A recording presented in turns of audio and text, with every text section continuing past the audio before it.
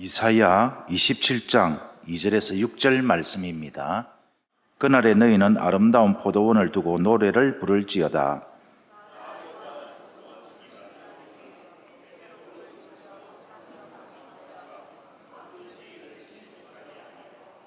나는 포도원에 대하여 노함이 없나니 찔레와 가시가 나를 대적하여 싸운다 하자 내가 그것을 밟고 모아 불사르리라.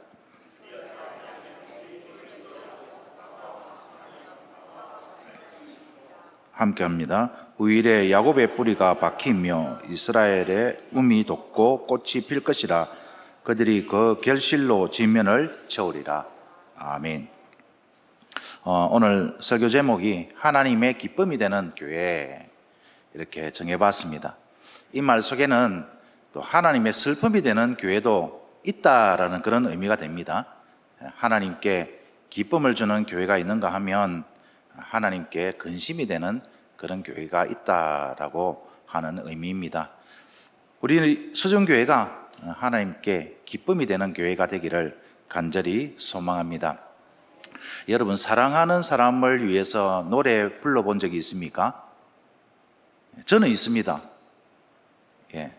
연애할 때 저 아내의 마음을 사로잡기 위해서 노래를 불러준 적이 있거든요. 애석하게도 여러분 제 노래 실력 잘 아시잖아요. 음정 박자가 형편없어가지고 사실은 참 민망하기도 했지만 가사가 너무 좋으니까 감동을 받았던 것 같아요. 그래서 제 마음을 받아주고 이렇게 결혼까지 골인할 수가 있었는데 그 노래의 후렴구에 이런 내용이 있습니다. 널 사랑하겠어. 널이 아니고 당신을 사랑하겠어. 언제까지나 널 사랑하겠어. 지금 이 순간처럼 이 세상 그 누구보다 당신을 사랑하겠어. 너무 좋지 않습니까? 사랑의 노래는 이래야 됩니다. 밝고 희망차고 듣는 사람도 마음이 가벼워지고 기쁘고 즐겁고 행복해지는 노래가 사랑의 노래인데, 이사야 선지자가 부르는 노래 중에 사랑하는 자를 위해서 노래하는데 조금 어둡고 좀 우울하고 좀 무거운 그런 내용의 노래가 있습니다.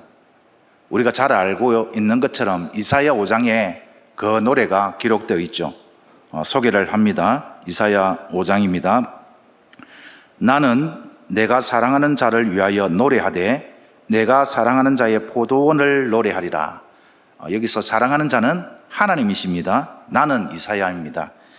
땅을 파서 돌을 제하고 극상품 포도나무를 심었도다.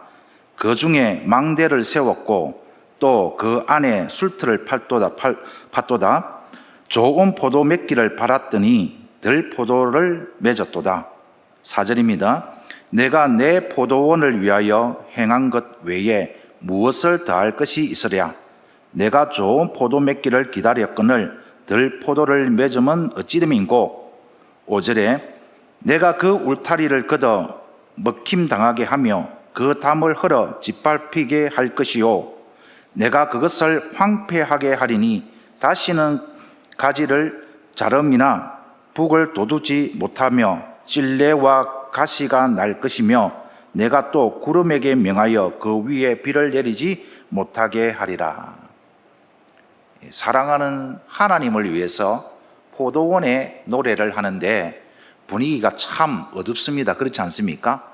참 무겁고 참 우울하기까지 합니다. 사랑의 노래는 기쁨의 노래여야 하고 즐거움의 노래여야 하고 행복의 노래여야 합니다. 그런데 이사야 선지자가 이런 노래를 여호와를 위하여서 부르는 이유는 무엇일까요? 이사야 선지자는 이런 노래를 지어 부를 수밖에 없었습니다. 왜냐하면 시대 상황이 그러했고, 좀 더 정확하게 말하면 이스라엘 자손들, 유다 백성들 때문에 이 어둡고 우울한 노래를 부를 수밖에 없었습니다. 이사야는 지금 이스라엘 백성들, 유다 백성들을 지켜보고 계시는 여호와 하나님의 마음을 잘 알고 있었습니다.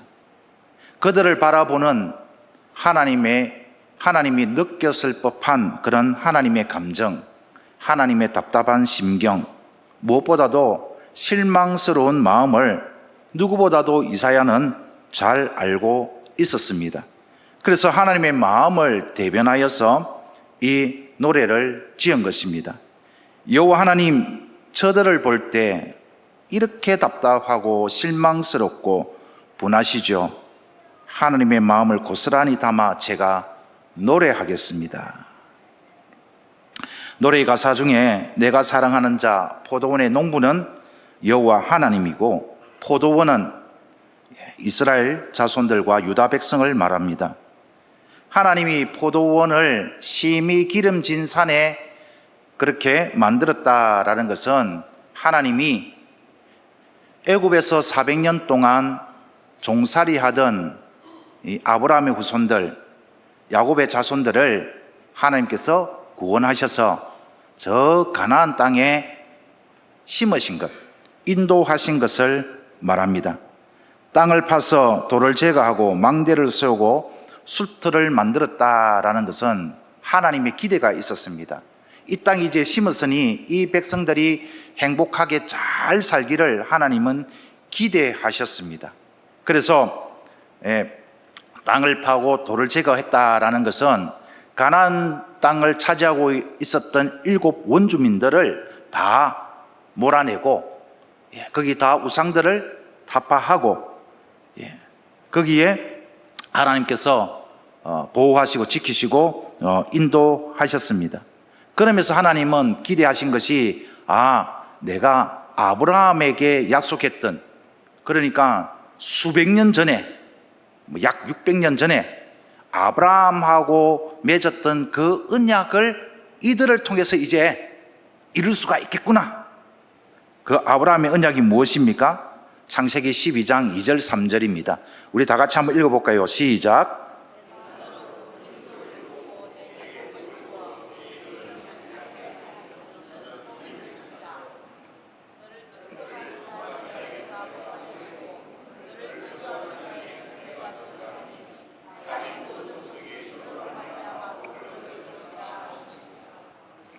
하나님은 아브라함을 선택하신 이유가 아브라함을 통하여서 하나님의 나라를 세우고 그 하나님의 나라를 세상에 알림으로 하나님을 알지 못하는 불쌍한 영혼들을 하나님께로 돌이키게 하기 위한 구원의 통로로 삼고자 아브라함을 선택하셨습니다.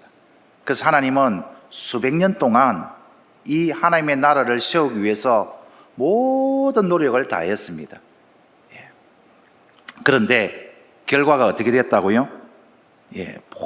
좋은 포도가 열릴 줄 알았는데 들포도가 열린 것입니다.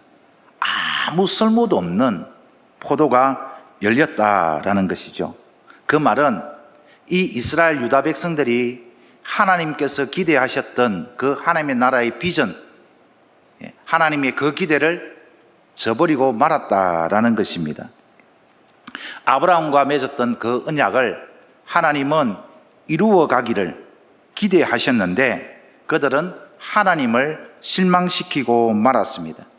이제 심었고 지키고 보호하고 모든 은혜를 다 공급해 주었으니 이제 하나님 나라 백성답게 하나님만 섬기고 서로 사랑하면서 그렇게 세상 나라에 하나님의 나라에 그런 본을 보여야 되는데 이들은 아브라함에게 주신 그 언약, 그 비전을 까맣게 잊은 것도 모자라서 오히려 이방신을 섬기고 하나님 앞에서 이방 나라를 더 의지하며 공의와 정의를 헌시짝처럼 버리는 악행을 일삼고 말았던 것이죠.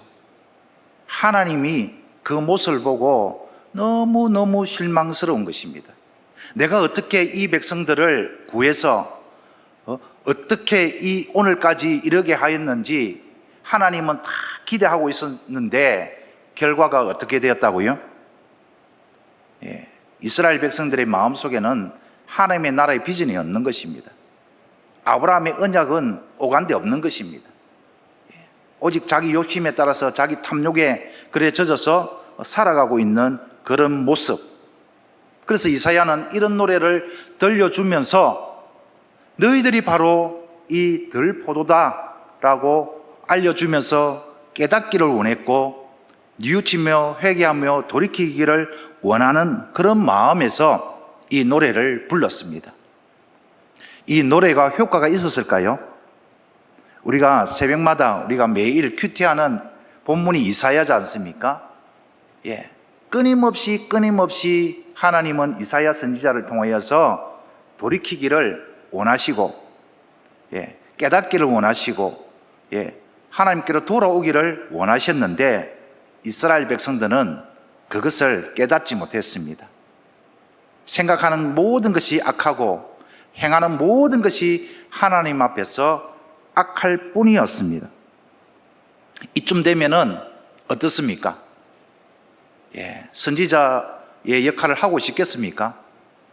우리가 잘 알고 있는 것처럼 이사야는 60년 동안 똑같은 메시지를 전했습니다. 돌아와라, 회개하라. 그렇지 않으면 하나님의 심판을 받을 것이다. 죄를 깨닫고 뉘우치고 돌아오면 하나님께서 회복시켜 주실 것이다. 그 메시지를 몇 년 동안 했다고요? 60년 동안요. 어떤 사람은 엄마 뱃속에서 들었던 메시지가 60살이 되어도 똑같은 메시지를 듣고 있었습니다. 여러분 어떻습니까? 그런 메시지 들으면 할렐루야입니까? 예, 제가 수정교회 온 지 이제 15년하고 8개월째인데 제가 온 순간부터 이런 이사야 선지자의 메시지를 계속 전했다. 그러면 여러분 마음은 어떻게 했습니까? 예. 어쨌든 이사야가 아무리 하나님의 말씀을 그렇게 전해도 이 이스라엘 백성들은 깨닫지 못했고 늘 하나님 앞에서 악을 행했습니다. 그래서 너희가 바로 이런 들포도다라고 노래했지만 그들은 결코 돌아서지 않았습니다. 이쯤 되면 이사야도 이제 포기하고 싶을 것입니다. 체념하고 싶을 것입니다. 이제 선지자 노릇하고 싶지 않았을 것입니다. 그런데 하나님은 그 이사야의 마음을 이제 하나님께서 알았을까요? 하나님은 이제 다른 포도원의 노래를 합니다. 조금 전까지 이사야가 하나님을 위해서 부르던 그 포도원의 노래는 어두웠습니다. 실망스러웠습니다. 답답했습니다. 안타까웠습니다.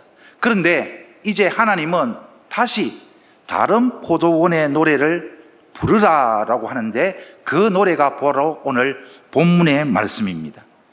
오늘 본문의 말씀을 다시 보면 2절에 그날에 너희는 아름다운 포도원을 두고 노래를 부를지어다. 이 아름다운 노래 포도원이다라는 것은 하나님께 기쁨을 주는 포도원이다라는 것입니다. 하나님께 만족을 주고 하나님의 마음을 흡족해 하는 포도원이 될 것이다. 그 이야기를 합니다. 왜냐하면 3절에 나 여호와는 포도원 지기가 됨이며 여전히 변함없이 하나님은 이 포도원을 지키십니다. 때때로 물을 주시며 가장 필요한 물, 식물이 자라는데 가장 필요한 것이 물과 햇빛이지 않습니까? 물을 시시때때로 가장 필요한 때, 정확한 때를 알아서 한치의 착오도 없이 그렇게 공급해 주시고 밤낮으로 간수하시며 밤낮으로 지키십니다. 하나님은 졸지도 주무시지도 아니하시고 항상 깨어서 그들을 지켰습니다. 그래서 아무도 이를 해치지 못하게 하리로다. 아무도 이 이스라엘 백성들을, 유다 백성들을 지키지 못하게 하겠다. 더 놀라운 것은 4절 나는 포도원에 대하여 노함이 없나니. 이제 분노하지 않는다 것입니다. 체념해서 그럴까요? 포기해서 그럴까요? 아닙니다. 찔레와 가시가 나를 대적하여 싸운다 하자. 이 찔레와 가시는 무엇이냐라고 하면은 이제 하나님을 대적하는 이방 나라들을 상징합니다. 아무리 이방 나라들이 하나님을 대적하는 원수들이 침범해 와도 하나님께서 그것을 지키시고 보호하시겠다라는 것입니다. 그래서 결과가 무엇이냐? 6절, 후일에는 야곱의 뿌리가 박히며 이스라엘의 움이 돋고 꽃이 필 것이라. 그들이 그 결실로 지면을 채우리로다. 결국은 꽃이 필 것이고 많은 열매가 맺혀서 그 포도 농부를 기쁘게 하듯이 하나님이 택한 백성들이 그러한 일들을 하게 될 것이다 라고 그렇게 노래하는 것입니다. 우리가 구약의 역사를 살펴보면 잘 알듯이 이스라엘 백성들, 유다 백성들은 하나님께서 이렇게 말씀을 하시고 또 징계를 하시고 돌이키게 하시고 많은 은혜를 베풀었지만 결국은 이들은 좋은 열매가 되지 못했습니다. 들포도가 되고 말았습니다. 극소수만 좋은 포도 열매였습니다. 그래서 결론이 무엇입니까? 하나님이 제발 이 성전을 좀 닫아다오. 말라기 선지자를 통해서 역겹다, 똥냄새 난다, 너희들이 드리는 나한테 가져오는 재물 내가 정말 받기 싫다, 제발 누가 이 성전문을 닫았으면 좋겠다. 그렇게 하시면서 마치 하나님께서 포기하신 것처럼, 하나님께서 체념하신 것처럼 그렇게 구약의 끝을 맺습니다. 그런데 놀라운 것은 하나님께서 결코 포기한 것이 아니었습니다. 하나님은 처음부터 아브라함을 통해서 이루고자 하셨던 그 하나님의 나라의 비전을 여전히 품고 계셨고, 그것을 이룰 또 다른 영적 이스라엘인 포도원을 하나님은 만드셨습니다. 그 포도원이 무엇입니까? 바로 교회입니다. 바로 우리입니다. 하나님께서 우리에게 기대하시는 것이 무엇입니까? 좋은 열매를 맺는 것입니다. 하나님을 기쁘시게 할 좋은 열매를 하나님은 오늘도 기대하고 계신다라는 것입니다. 왜 그렇게 하시고자 하는 것입니까? 여전히 이 세상 불쌍한 영혼들을 구원할 하나님의 도구로 귀하게 사용하고자 하나님께서는 교회를 통해서 그 일을 이루시고자 그런 기대를 가지고 계시다라는 것입니다. 좋은 열매를 맺어야 됩니다. 아무리 많은 열매를 맺어도 들포도면 아무 소용이 없습니다. 하나의 열매라 하더라도 좋은 열매를 맺어야 하는 것입니다. 그 좋은 열매를 맺기 위해서 농부는 부단히 노력합니다. 우리 부모님은 한때 농부였습니다. 지금은 이제 연로하셔서 농사를 짓지 않으시는데 멜론 농사를 지었었습니다. 멜론 맛 보신 분 계시죠? 정말 우리 부모님이 지은 농사 그 멜론은 탁월합니다. 근데 제가 이해가 안 되는 것이 있었습니다. 이 멜론 줄기 하나에 꽃이 수없이 핍니다. 그 말은 수없이 열매를 맺을 수 있다라는 겁니다. 그런데 다 솎아내고 딱 하나만 남기는 겁니다. 왜? 좋은 열매를 맺게 하기 위해서. 많은 꽃이 피지만 그 꽃마다 열매가 되게 하면은 처음에는 잘 자랐는데 한계가 있습니다. 나중에 보면은 더 이상 자라지 않아요. 그런데 하나만 딱 키우면은 그 열매가 아주 충실하게 크게 잘 열립니다. 농부는 이 좋은 열매를 맺게 하기 위해서 수없이 하우스를 찾습니다. 더우면 환기를 열어주고 추우면 환기를 닫고 마른 것 같으면 물을 주고 병충해가 생기면 약을 치고 좋은 열매를 맺기 위해서 그렇게 농부는 정성을 다합니다.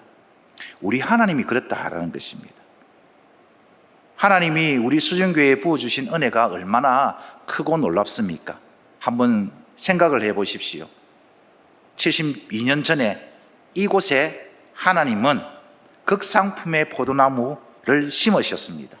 그러면서 오늘까지 하나님께서 이 교회를 정성을 다하여서 사랑과 자비와 긍휼로 이 교회를 잘 가꾸어 오셨습니다.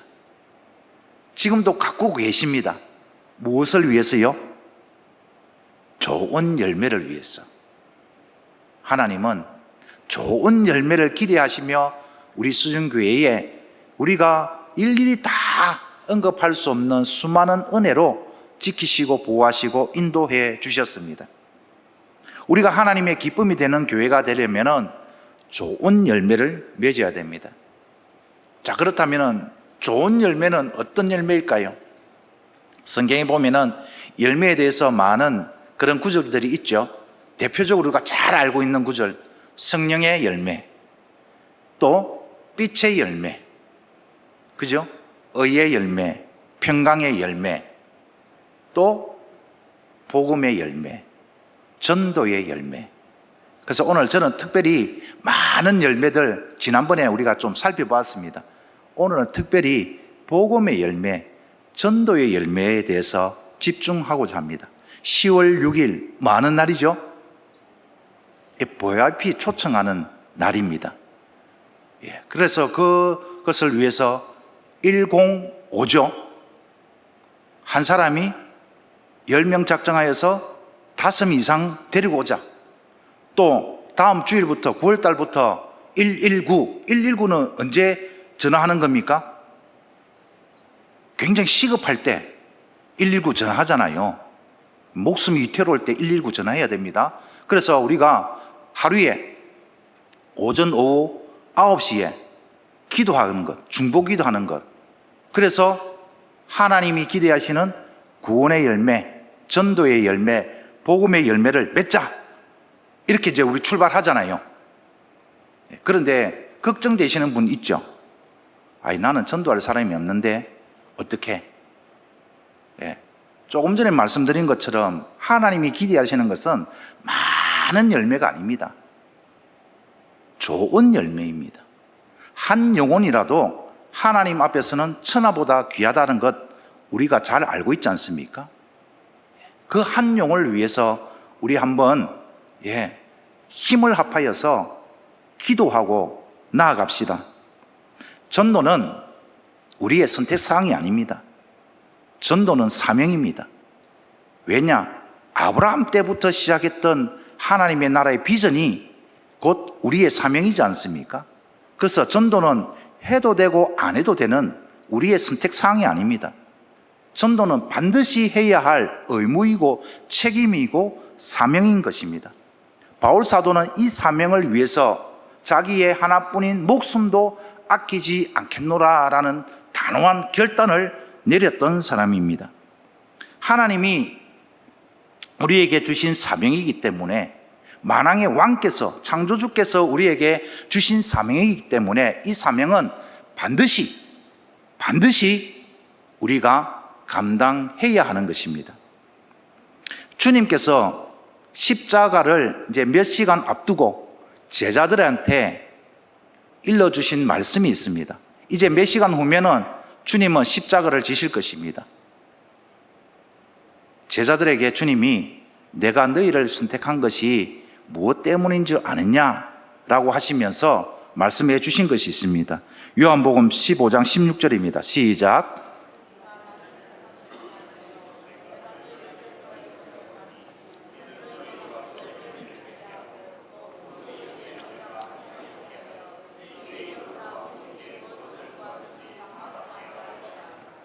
예수님이 제자들을 선택한 목적이 뭐라고요? 너희는 가서 열매가 맺어야 된다. 열매가 있어야 된다. 또 그 열매가 항상 있어야 된다. 그래서 내가 너희를 선택했다. 그렇게 주님은 분명하게 말씀하셨습니다. 이 주님의 말씀은 오늘도 변함없이 우리에게 그대로 적용됩니다. 주님이 우리를 선택하신 이유가 뭐라고요? 열매입니다. 가서 열매 맺게 하려고, 그 열매가 항상 있게 하려고 주님은 우리를 선택했습니다. 우리를 단순히 이 땅에서 천국으로 데려가기 위해서 선택한 것이 아니라는 것입니다. 이 땅에서 우리가 해야 할 사명이 있고 그 사명을 잘 감당할 때에 바울 사도의 고백처럼 믿음의 경주를 내가 마쳤으니 나를 위해서 어떤 면류관을 가지고 있다고요? 준비되어 있다고요? 의의 면류관을 주님께서 주실 것이다. 어디로 가야 됩니까? 우리가 가야 할 곳은 어디죠? 세상입니다. 그래서 예수님은 마지막으로 제자들한테 이런 명령을 하셨습니다. 사도행전 1장 8절 말씀, 오직 성령이 너희에게 임하시면 너희가 권능을 받고 예루살렘과 온 유대와 사마리아와 땅 끝까지 이르러 내 증인이 되리라. 너희들이 살아가는 목적이 내 증인의 삶을 사는 거다. 너 개인의 행복을 위해서, 너 개인의 쾌락을 위해서 사는 그런 존재가 아니다. 그 말씀을 분명히 하셨습니다. 아직도 하나님을 믿지 않는 불쌍한 영혼들, 아직도 예수를 구주로 영접하지 못한 불쌍한 영혼들이 있는 곳이 우리가 가야 할 곳이고, 그곳에서 우리가 해야 할 일이 복음을 전하는 일인 것입니다. 바울 사도는 전도에 대해서 강력하게 이렇게 강조를 합니다. 디모데후서 4장 2절입니다. 너희는 말씀을 전파하라. 때를 얻든지 못 얻든지 항상 임쓰라. 범사의 오래 참음과 가르침으로 경책하며 경계하며 권하라. 요 다음에 구절이 뭐냐면, 그런데 너희들이 그렇게 복음을 전한다고 해서 세상 사람들이 기다면 안 듣는다.